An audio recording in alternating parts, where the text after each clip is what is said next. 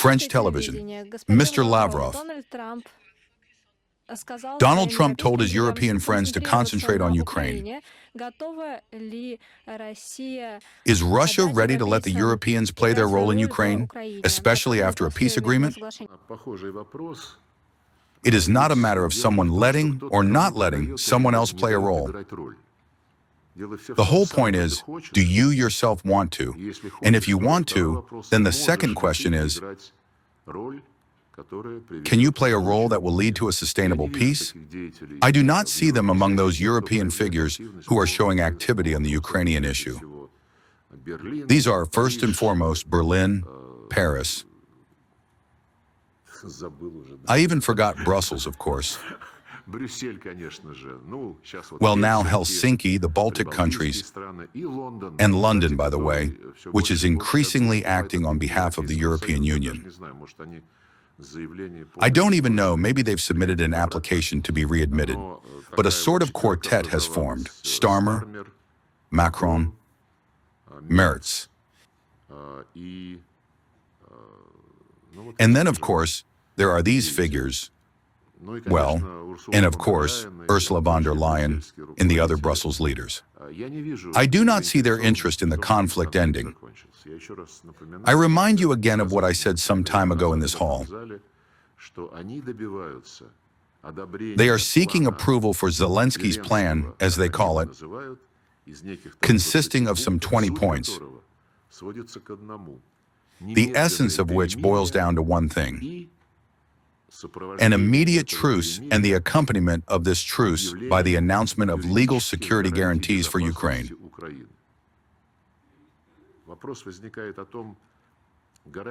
The question arises as to what these security guarantees will concern.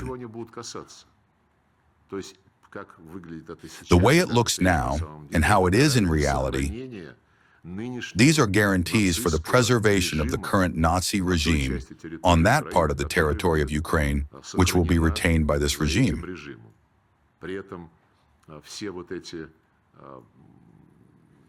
At the same time, all this talk that this is the best plan, that it must be accepted, the main thing is to convince Trump and then let Trump force Putin. We will all pile on him.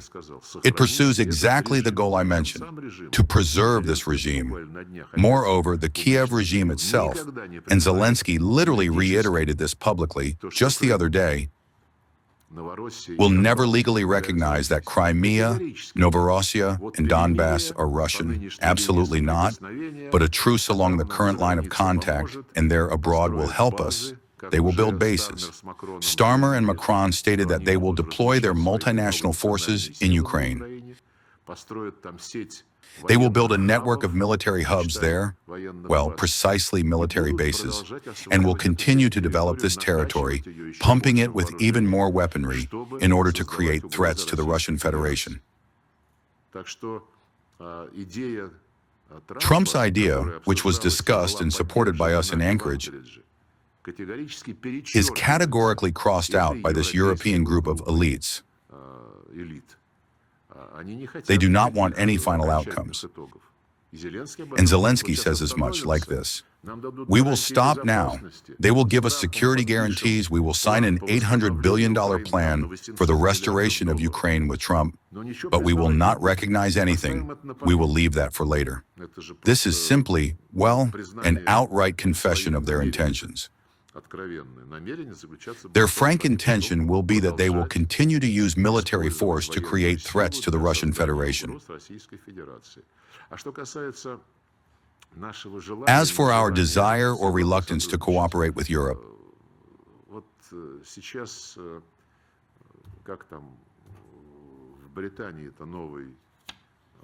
right now, the new British Foreign Secretary, they keep changing. Some woman there, right? Cooper, I think. Cooper, yes. She stated that London sees a high degree of commitment from Ukraine to a peaceful settlement based on the U.S. plan, keeping silent about the fact that the U.S. plan was turned upside down compared to Alaska. And now she represents what I have described, a plan to preserve the Nazi regime and a refusal to recognize the realities on the ground. She also said, there is no evidence of Moscow's desire for peace. Well, I know these kinds of, British ladies, English ladies, they categorically declare their positions. But this goes along the lines of your question. Is there a place for Europe?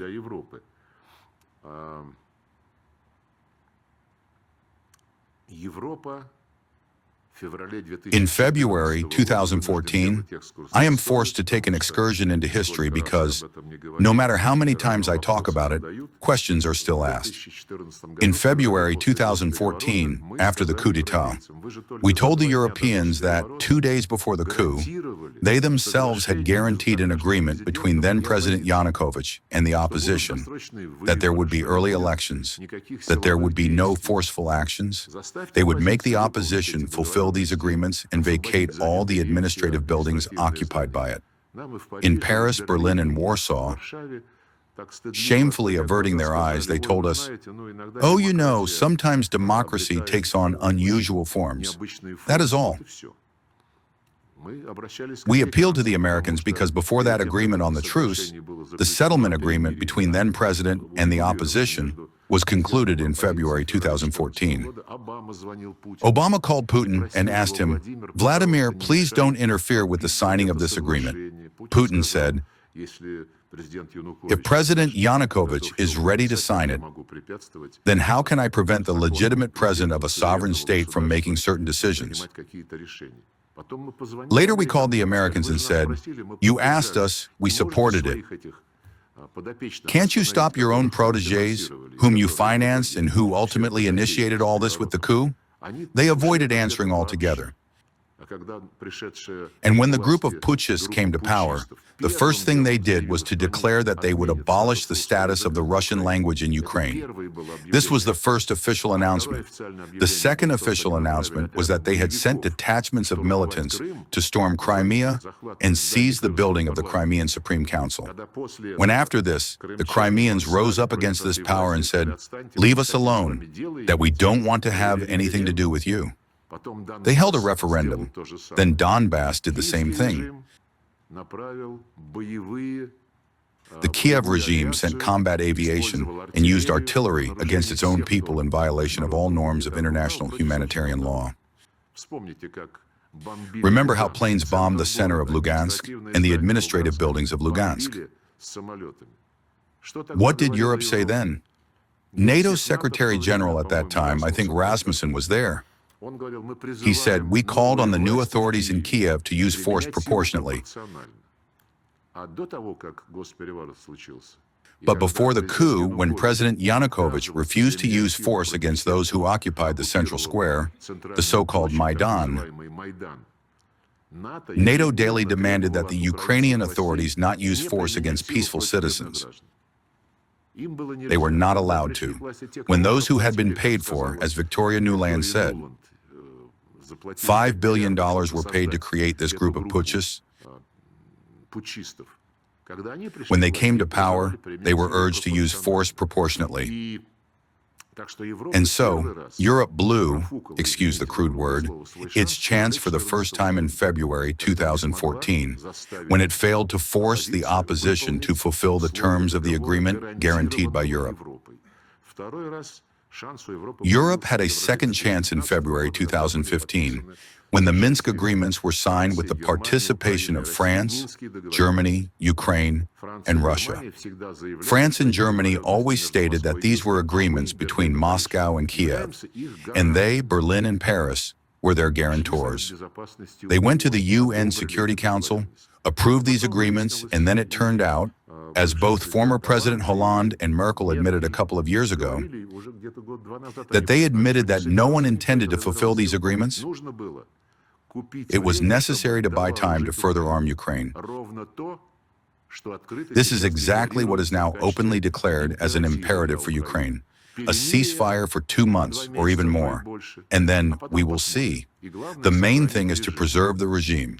That's all. This is Europe's second chance.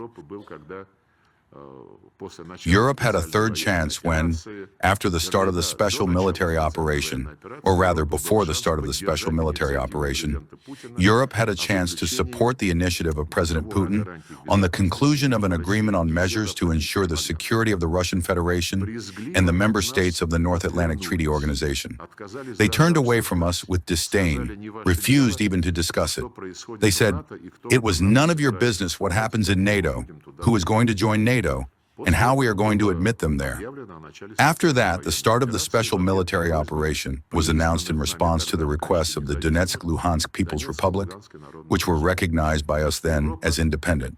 So Europe missed its opportunities in December 2021 as well, and then in April 2022. When at the proposal of Ukraine, the parameters of a settlement were agreed upon during negotiations in Istanbul. Europe in no way opposed Boris Johnson, who forbade Zelensky from signing these agreements. That's all. So I can't understand what Europe is striving for now. Again, into some situation where it will be possible to deceive everyone, lie to everyone, and in practice promote its anti-Russian agenda. Why do you need this? You are already trying hard enough.